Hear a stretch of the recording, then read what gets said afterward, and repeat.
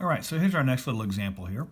It might seem like there's a lot going on, but just trust the process. The procedure will carry you through the pieces that you need. The key to this is make sure you find that rectangular box, the dotted line rectangle within which everything falls.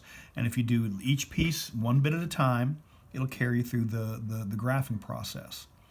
So, first, is there any shifting happening here? Well, yes, there's a vertical shift. There's also a horizontal shift. So shift up 3 units, and then the horizontal shift is to the left, pi over 2. All right? What's the amplitude? The amplitude is the absolute value of the coefficient. The absolute value of -1 is 1. So the amplitude is 1. What's the basic shape? The basic shape is the negative cosine curve. So just do each little piece by its own little self. And then when you put them all together, we have everybody in the pool here. This is the change of amplitude. This is the the vertical shift. This is the horizontal shift. We don't have a change of period in here, but we could just as easily have that as well. So what's left to do? We need the interval. And the same as before, 0 less than or equal to argument 2 pi. And we need to solve for x in the middle, which means we need to subtract pi over 2. So everybody gets subtracted pi over 2.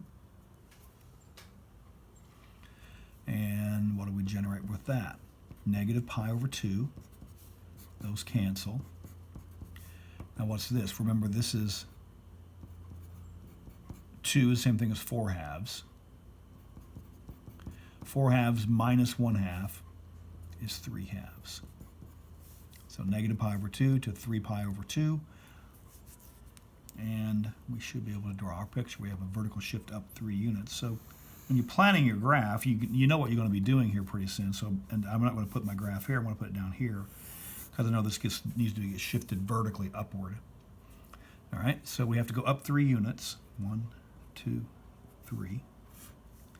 So I know that is the midline. That is where the nodes are going to fall. The amplitude is 1. So here's 4, there's 3, there's 2.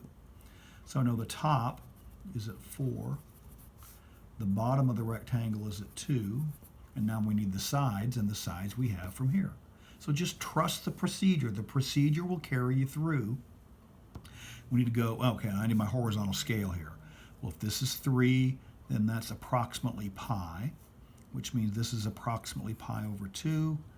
There's 3 pi over 2, which is as far as we need to go. And then we also need a negative pi over 2, which is here. That's the left edge. There's the right edge.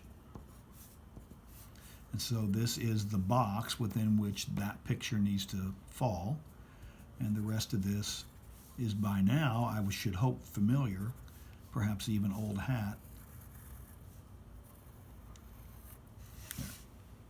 All right.